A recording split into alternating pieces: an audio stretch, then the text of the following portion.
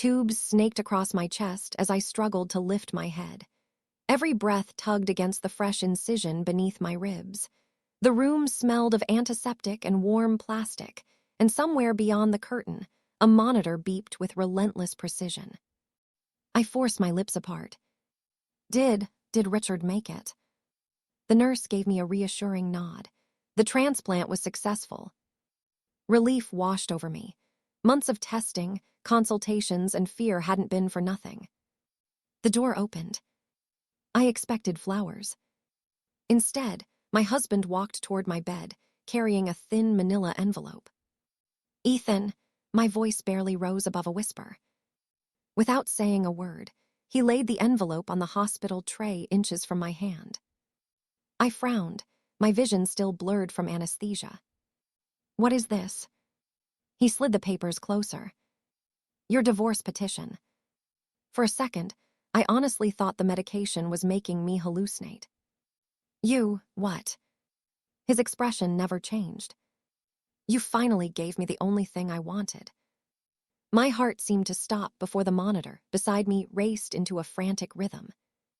I looked past him. Richard, his father, the man I'd just risked my life to save, stood in the doorway wearing a hospital gown, pale but alive. He didn't protest. He didn't look shocked. He simply watched. Then another woman stepped into view.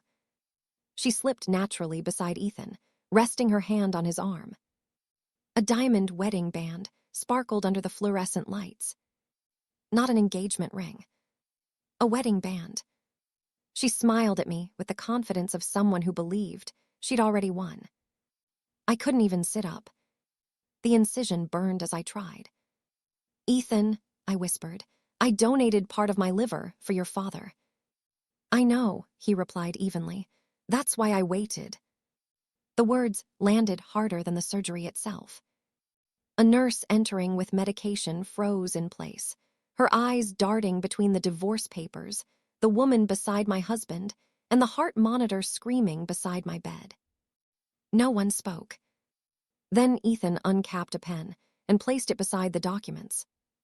"You can sign before you're discharged." My fingers trembled. I almost died. "You recovered," he answered flatly. "Now let's not make this more complicated than it has to be." The room had gone completely silent. Then another voice broke through it. "Mr. Brooks." Everyone turned. The transplant physician stood in the doorway, accompanied by the hospital's transplant coordinator.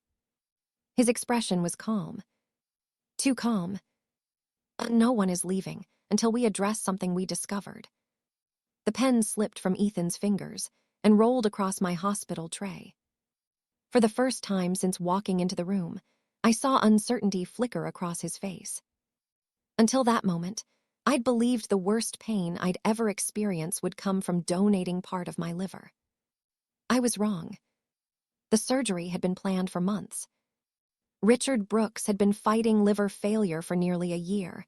Every possible donor had been tested. His siblings weren't compatible. His cousins weren't compatible. Friends volunteered, but none were suitable matches. Then my results came back. Perfect compatibility.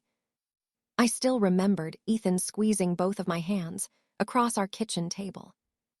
"This could change everything," he'd said, tears standing in his eyes. "Dad will finally see how much you love this family." I wanted to believe him. Richard had never openly insulted me. He was simply distant. Every holiday, every family dinner, every birthday reminded me that I had married into his family but never truly belonged to it. I thought saving his life might change that. Instead, I woke up to divorce papers. The physician stepped farther into the room, his eyes moving from the documents on my tray to Ethan. "Mr. Brooks," he said quietly, "I'd appreciate it if you'd remain here." Ethan forced a laugh. "This is a private family matter." "Not anymore." Something in the physician's tone made even the nurses stop moving. Ethan looked toward his father. Richard lowered his eyes. For the first time since I met him, he wouldn't look at his own son. The physician folded his hands. "There are several questions we need answered before anyone signs anything. The room seemed to shrink around us. And I suddenly realized this wasn't just about my marriage anymore. Something much bigger had been uncovered. Ethan recovered first. He straightened his jacket, glanced at the physician, and forced a thin smile. "Doctor, with respect, my wife and I are handling a personal matter. The surgery is over. My father is stable. I don't see why the hospital needs to involve itself." The physician didn't argue. He simply looked toward the nurse. "Please document that divorce papers were presented to the living donor while she is still in immediate post-operative recovery." The nurse gave a quiet nod and wrote something into Tara's chart. Ethan's smile disappeared. "What does that have to do with anything?" "For now," the physician replied evenly, "I need everyone to remain exactly where they are." My eyes shifted between them. Nothing made sense anymore. I looked back at Ethan. "When did you decide this?" He didn't hesitate. "It doesn't matter." "It matters to me." "It's just paperwork, Tara." "Just paperwork." I'd given away part of an organ that would never grow back completely. He called the end of our marriage paperwork. "You begged me to do this," I whispered. "You said your father would die." "He would have." "You said, afterward, we'd finally be a family." Ethan shrugged. "I said what I needed to say." The words hollowed out everything I thought I knew. My mind drifted back 6 months. Richard had been admitted after another decline in liver function. Every specialist delivered the same message. Without a transplant, time was running out. The entire Brooks family was tested. One by one, they were ruled out. I volunteered almost automatically. Not because Richard had ever embraced me. Because he was Ethan's father. Because I loved my husband. Because that's what family was supposed to do. When my compatibility results arrived, Ethan cried harder than I had ever seen. He wrapped me in his arms. "I don't know how to thank you." "You don't have to. You've saved my dad." Then he'd leaned back and smiled. "Maybe after this, everything changes." I believed him. I pictured holidays without awkward silence. Family photos where Richard actually stood beside me. Conversations that didn't feel like polite obligations. I convinced myself one act of sacrifice could erase years of quiet distance. Looking back, the warning signs had been there. Every consent packet that arrived in the mail somehow ended up in Ethan's hands first. "I'll organize everything," he'd insist. "You should focus on getting healthy." Whenever I asked questions about insurance or hospital paperwork, he'd gently redirect me. "Don't overwhelm yourself." Before every appointment, he'd remind me of the surgeon's advice. Stress isn't good before major surgery. At the time, it sounded caring. Now every sentence echoed differently. Even the night before surgery, when I'd reached for a folder sitting on his desk, he'd calmly closed it. "I've already taken care of all of that." I hadn't argued. I trusted him. That trust now felt heavier than the stitches pulling across my abdomen. The physician broke the silence. "Mr. Brooks, I'd also ask that you avoid discussing legal documents with Mrs. Brooks until we've completed our review." Ethan folded his arms. "Review of what?" "That will be explained shortly." His confidence cracked for the first time. It wasn't dramatic. Just a flicker. A tightening around his jaw. A glance toward the hallway. As though he suddenly wanted to be somewhere else. I watched him carefully. Only minutes ago, he'd stood over my hospital bed completely certain he controlled everything. Now he wouldn't stop looking at the door. Why would a transplant team stop a divorce that had nothing to do with medicine? The answer didn't come immediately. Instead, the recovery room door opened again. 2 hospital administrators entered alongside the transplant coordinator. A woman in a navy business suit introduced herself as a representative from the hospital's patient relations office. Behind her stood another staff member carrying a folder and a tablet. The atmosphere changed instantly. This was no longer a private family disagreement. The physician nodded toward them. "Thank you for coming." Ethan frowned. "This is getting ridiculous." The administrator remained composed. "Mr. Brooks, we'd like everyone to remain respectful while we speak with Mrs. Brooks." His patience snapped.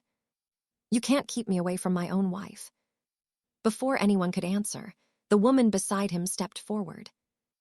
"I'm his future wife," she said confidently. "This whole thing is over anyway. We should all stop pretending." The room fell silent. One of the nurses looked at her in disbelief. "You'll need to wait outside," the nurse said firmly. The woman crossed her arms. "I have every right to be here." "No," the nurse replied. "You don't." When she refused to move, hospital security officers appeared at the doorway, having been called by staff moments earlier. Without raising their voices, they escorted her into the hallway. As the door remained partially open, curious glances drifted inside. Visitors walking the recovery floor slowed their pace. A family waiting outside another room whispered to one another. Within minutes, Ethan's attempt to quietly end his marriage had become impossible to hide. He turned back toward the physician. "Congratulations," he said bitterly. "You've created a scene." The physician didn't react. The scene began when divorce papers were placed in front of a living organ donor immediately after surgery. Ethan clenched his jaw. "I've broken no laws." "No one has made that determination," the physician answered. "But concerns have been raised regarding whether Mrs. Brooks was able to make fully informed decisions leading up to this procedure." I stared at him. "Informed decisions." He looked at me gently. "Mrs. Brooks, before any living donation, our responsibility is to ensure that consent is voluntary and free from inappropriate pressure." My heartbeat quickened. "What are you saying?" "I'm saying we've identified information that may not have been disclosed to you before surgery." I slowly turned toward Ethan. His eyes no longer met mine. The administrator opened the folder. "Our preliminary review indicates that Mr. Brooks secured a lease on another residence several months ago." Several months. The words echoed through my mind. Not weeks. Not after the surgery. Months. I remembered all those evenings. Ethan claimed he was working late. The weekends, he insisted, he was helping friends move. The unexplained charges on our bank statements that he dismissed as business expenses. None of it had been random. The new life had already been waiting. I looked toward the hallway where the woman had been escorted. She hadn't appeared after the surgery. She'd simply stepped into a role that had been prepared long before I entered the operating room. "You planned all of this," I whispered. Ethan finally spoke. "I planned my future. And I was only part of it until your father got my liver." He didn't answer. His silence was louder than any confession. Across the room, Richard remained standing beside the wall. He hadn't defended Ethan. He hadn't defended me. He simply stared at the floor. The physician noticed. So did I. For the first time, I realized Richard wasn't acting like a man surprised by what had happened. He was acting like a man, carrying something he could no longer keep to himself. Just then, another hospital employee entered and quietly handed the administrator a document. She reviewed it, then looked directly at Ethan. "Mr. Brooks, Hospital Legal Counsel has requested that you remain available for further questioning before leaving the premises." His face drained of color. "You've got to be kidding me." The confidence he'd carried into my room was gone. He looked toward his father, searching for support.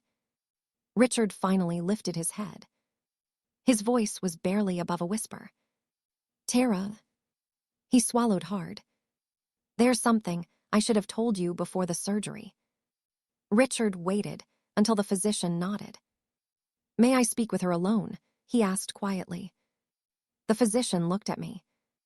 "It's your decision, Mrs. Brooks." I took a slow breath, every movement pulling at the incision beneath my ribs. "Stay," I said to the physician. "I don't want to hear any more secrets without someone else in the room." Richard closed his eyes for a moment before giving a small nod. "You deserve that." Ethan immediately stepped forward. "This conversation isn't necessary." "It is now," Richard replied without looking at him. For the first time in years, his voice carried authority that wasn't meant to support his son. It was meant to stop him. Richard looked at me, his eyes heavy with regret. "I found out about the affair before your surgery." The words settled over the room. I felt my throat tighten. "You knew." He nodded. I confronted Ethan. Ethan's head snapped toward him. "Dad, don't." Richard raised a trembling hand. "You've spoken enough." He turned back to me. I asked him if it was true. And Richard's voice cracked. "He admitted he intended to leave you after the transplant." The room became painfully quiet. I could hear only the steady rhythm of the heart monitor beside my bed. I asked him how he could do that after everything you'd agreed to risk. Richard looked toward the floor. He said, Richard swallowed hard. He couldn't risk losing the donor. No one spoke. Not the physician. Not the nurse. Not even Ethan. The sentence hung in the air, impossible to soften. I stared at the man I had married. "You stayed with me because you needed my liver." Ethan rubbed his forehead. "It wasn't that simple." "It sounds exactly that simple." Richard leaned against the wall, looking suddenly older than he had before surgery. "I should have told you immediately." "Why didn't you?" "I convinced myself I could stop him another way." He let out a slow breath. "I was ashamed. Ashamed of his son. Ashamed that he had raised a man capable of treating another human being as a means to an end. So I started making changes." I frowned. "What changes?" "I met with my attorney." Ethan's expression shifted. "Dad." "I rewrote my estate plan." His son's face went completely still. "I documented every conversation we had after I confronted you." Ethan's voice rose. "You had no right." "I had every right." Richard interrupted him for the first time. "You expected me to reward you after hearing what you planned to do." The answer never came. The physician stepped forward, carefully opening the folder he'd been carrying. "Mrs. Brooks, I owe you an explanation." I looked at him. "Please." "Before every living organ donation, we conduct independent ethics interviews. During yours, several responses from Mr. Brooks didn't align with information already contained in your file." He placed a few documents on the bedside table. "We documented those inconsistencies before surgery." "Why?" "In case additional review became necessary." He spoke calmly, choosing each word with care. "Our responsibility is to protect living donors from coercion or undisclosed pressure. At the time, we didn't have enough evidence to conclude that your consent had been compromised, but we recorded our concerns." The administrator beside him nodded. "Those records have now become relevant." Ethan looked from one face to another. "This is unbelievable." The physician remained composed. "We also retained copies of statements made during the preoperative process." Ethan's shoulders stiffened. His confidence had completely vanished. He understood exactly what those records might contain. Without another word, Ethan turned toward the door. "I'm leaving." He had barely taken 2 steps before a security officer, standing outside, spoke calmly. "Mr. Brooks." Ethan stopped. "We've been asked to request that you remain available until hospital legal counsel has finished speaking with you." "I'm not under arrest." "No," the officer replied, "but we'd appreciate your cooperation." For several long seconds, Ethan didn't move. He looked back at his father. Richard said nothing. He looked at me. I didn't say a word either. The man who had walked into my recovery room believing every move had been calculated, now stood surrounded by consequences he hadn't anticipated. The physician closed the folder and handed it to the hospital's legal counsel, who had just entered the room. The sealed file disappeared into the attorney's hands. Ethan watched it go. And for the first time that day, it was obvious he understood he was no longer in control. The hospital attorney waited until the room settled before speaking. "Mrs. Brooks, before we discuss any legal matters, I want to be clear about one thing." She placed the sealed folder on a nearby table. "This is not about undoing your transplant. The surgery saved Mr. Brooks' life." I looked toward Richard. He lowered his head. "But," she continued, "living organ donation depends on informed consent. Consent must be voluntary and free from deception or coercion. If critical information is intentionally withheld from a donor, it raises serious ethical concerns." She opened the folder. "Our review indicates that, during the months leading up to your surgery, Mr. Ethan Brooks concealed significant changes to your marriage and financial circumstances while continuing to encourage your participation in the transplant process." The physician spoke next.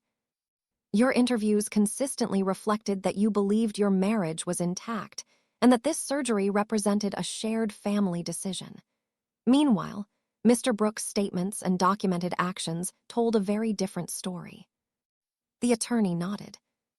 "Those differences were preserved in our records." Ethan finally broke his silence.